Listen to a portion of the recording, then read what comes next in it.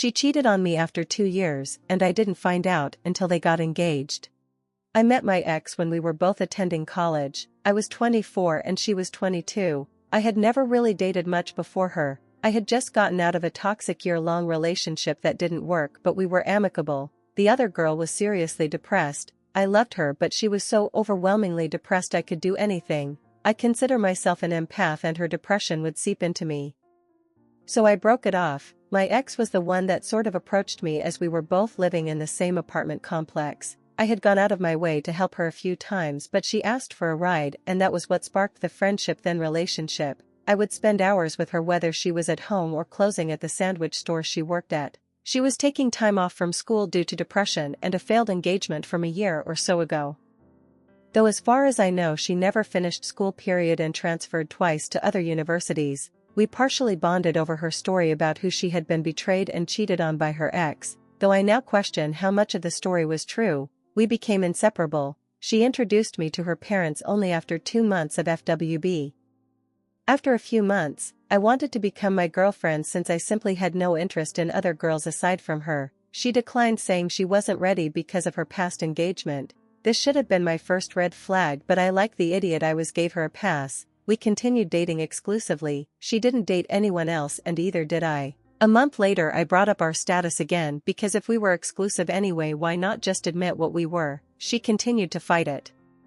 There were times during our relationship where things seemed perfect. She seemed to like everything I liked. She had similar goals and we just seemed like a perfect match. But sometimes I would notice backhand remarks about me. She would sometimes compare me and talk about her different exes. We would sometimes fight over such a small thing and I would try to de-escalate it, but she wouldn't have it. She would run out of my apartment and at times I would chase after her. She would become angry that I did that, saying I should give her space. So the next time she did that, I wouldn't chase after her and then she would accuse me of not caring about her. She also began to gaslight me about certain things I remembered her saying, though at the time I didn't know what gaslighting was, but like a sucker in love I went with it. Many of my friends would remark to me when I spoke about her that I could do better, that she didn't treat me right, but I just brushed it off. People listen to your friends, they usually are looking out for you. After dating for a year I would still bring up becoming official BF/GF, but she was still resilient. She would still say she wasn't ready, but I was the best guy she had ever dated. All of her friends knew we were dating, but to be honest I didn't like them. She would invite me to hang out with them, but they were very cliché-ish and I'm not like that. Also they had a cat and I'm allergic, so I would use that as an excuse. As time went on we would go on dates. She would call me every night and we would stay on the phone all night until one of us woke up the next day. She said due to her depression I was comforting and helped her sleep. We continued to have problems at times where she would even get physical. She slapped me hard on 2 occasions. Both were not because we were fighting but because she thought it would be funny. Each time I told her that was disrespectful and that since I would never do that to her, I expected the same in return. During one of our fights she once stated, "My roommate knows all the guys that would be willing to be NCMOs in the complex, so I don't really need you." But finally, after a little over a year of dating she gave in and decided to be GF/BF, but I noticed that she seemed to keep it secret to everyone except her family. I thought it was weird, but seeing as I had gotten what I wanted I paid no attention to it. I'm going to butt this in here and say there were times I wasn't a perfect so. I also deal with depression and the stress of work, school, family, and her became too much at times. I lashed out but never hurt her. I would point out the things she had done that were hurtful to me. We broke up several times. Sometimes I would break up with her and sometimes she would break up with me, but each time one of us would relent and come back to each other. One time I was a bit manipulative and self-harmed to show her how much it was hurting me. She had also self-harmed and expressed being suicidal during us dating, and to be totally honest I got the idea from her. I was truly in love with her. She told me she was with me. We discussed marriage, children, where we would live, etc. During this time she moved twice, first to an apartment down the street and then to her parents' house about an hour north. During when she lived in the apartment down street she threw a party. When it was over none of her friends stayed to help clean, just me. She told me this was proof I'd be a good husband. After her move to her parents, I would visit her almost weekly, but I began to notice a bit of distance at times. She was replying slower and slower to my texts and calls, but if she called or texted me, she expected a quick reply. Whenever she needed me I would come to her, even at 1 a.m. in the morning when I had work and school the next day. After a couple of months I began to suggest getting engaged, but then she started to do the same thing she had done with being GF/BF. She would use her depression from her past relationship as an excuse, and then she asked if we could go back to casually dating. This was the dumbest thing I had ever done. I said it was okay. I thought this would show her that I was the guy for her. Over the next few months she would go on dates, but she would tell me about them and tell me how much better I was than them. I continued to not date because I was a sap in love with her, but I had told her if she found someone she wanted to pursue I would end our relationship and she could go after him. But then after talking to my friends and family, I had a realization that why was I doing all this for her when she wasn't even my GF anymore? So I told her and she agreed that any physical relationship would end until we got back to being exclusive. Except, it didn't. We would go on dates and she would guilt me, pressure me, and I would give in. She would then immediately afterwards would become angry saying, "Why couldn't you resist? Why didn't I stop her?" She became very abusive and hurtful. The worst was when she told me that if she got pregnant, she would never tell me and only she would decide what to do then. That hurt so much, as I've wanted to be a father and would never leave my children alone. But I would simply fight with her and we'd end up making up. During all of this we would continue to talk about a future together. She would see a mixed baby, I'm Latino and she was white, and say how she saw the cutest baby that could have been our baby. Whenever she was depressed, she would call me or ask me, "Would you still marry me?" And I would respond, "Of course I would, I love you." It wasn't until Christmas when I was in Florida visiting my brother did I begin to suspect something more was up. I'd text her, she wouldn't respond. I'd call her to do the phone thing at night but she wouldn't answer. But one time she called and asked if I had the Some movie on DVD, and when I asked why, she said I wanted to watch it with my family but I could sense something was off. When I came back from vacation and started the new semester of school, she came to visit me, sort of. She came to my university for some reason and lost her Fitbit and called me to help her. I came to help and she spent some time together but I could feel something was different. She then told me she wanted me to come visit her in 2 days at her parents' house as she had something to talk to me about. It was then I knew what was coming. I talked to some of my friends and prepared for the worst. When I got to her parents' house, it was late. She asked me to come at 10 p.m. She came into my car and we talked for about 30 minutes to an hour. She told me that she no longer wanted to date me, and I agreed. I told her I had felt her becoming distant and I asked her if it was someone else. She denied there was something else. She said she simply no longer felt we were right for each other.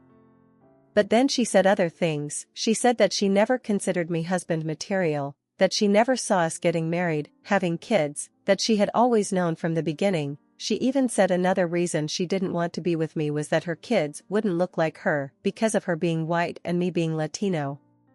This is especially funny now because she likes to say how progressive and not racist she is. Right, this shocked me. I remembered back to all the plans we made, all the times she had asked if I would marry her.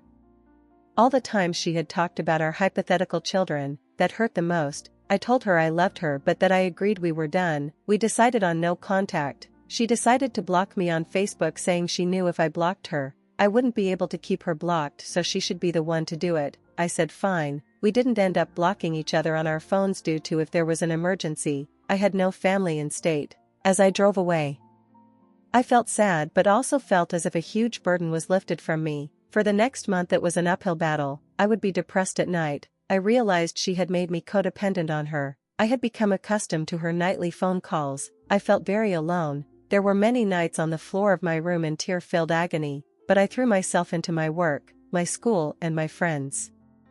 But then, about a month later I got a call from her early in the morning. I answered thinking it was an emergency. It wasn't. It seemed as if she had but dialed me but that didn't make sense. We hadn't spoken in a month. What were the chances of her accidentally calling me? I could hear a conversation but only bits and pieces. I could hear her voice but also a voice I didn't recognize the other voice. It was definitely a guy. I heard something about snow and I swear I heard my name mentioned but then the call ended. I know I shouldn't have but I reached out to a few friends and heard she had started dating someone. I then reached out to her. I know I shouldn't have, and asked if she was alright. It took a few days for her to respond. She then said she had but dialed me but she had wanted to speak to me. She said she really missed my friendship and for a few minutes we spoke as if nothing had changed. She told me she had started seeing someone.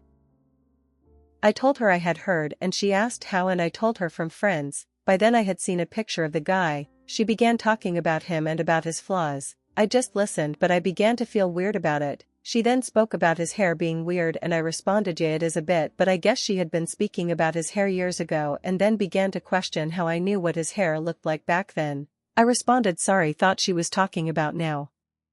She then told me that she had recently been getting a lot of random friend requests on FB and she asked if they were me. They weren't. We ended the conversation shortly after, and I began to have a weird feeling about it. I was sort of happy for her but the more I thought about it, the more I realized I didn't want to continue talking to her.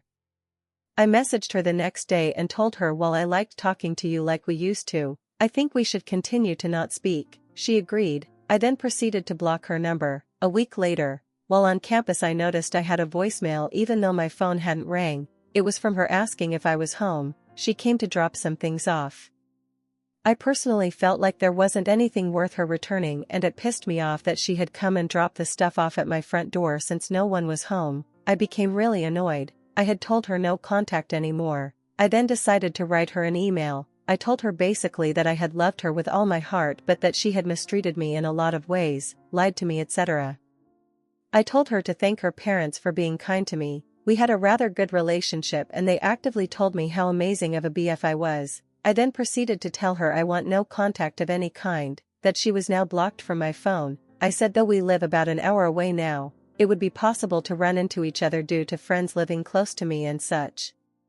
I told her the way you treat me is how I will treat you if we see each other. If you treat me like a friend, I'll treat you like a friend. If you treat me like an enemy, I'll treat you like an enemy. If you treat me like I don't exist, I'll treat you like you don't exist. I sent the email and didn't expect to ever hear back from her. Boy was I wrong. A few days later, I received a reply from her dad. Her dad, mind you, is an ex-Marine and a lawyer. In his email he stated that I should leave his daughter alone. He accused me of stalking her, not sure how I was, seeing as I was an hour away and busy with school, work and friends. He accused me of creating fake FB accounts and cyber stalking her. Once again, I didn't create any to do that, though I had looked at her account from a friend's account a few times, but that was it. I mean, who hasn't? But then he used that line about treating her the way she treats me, and he highlighted that part and said, I consider this a threat. He proceeded to tell me to leave her alone, otherwise he would get a restraining order. I was blown away. Her dad and I had always been on good terms. I just couldn't believe what I was reading. I spoke to a few people and having studied a bit of law in university responded to him. I told him, look, I want nothing to do with your daughter. She was the one who reinitiated contact. In fact, she came to my house, without my knowledge, a week ago. If I'm a stalker, why would she risk coming to my house? I told him that we both know what he had said were unsubstantiated and no judge would ever give them a restraining order. I told him never contact me again and I'll do the same to him and his daughter. It was then that I wondered what the fuck was going on. What stories was she telling people about me? What sob tale is she spinning and why? I told some of my friends about what happened and they were blown away too. They just told me that I had dodged a nuke and I should be happy.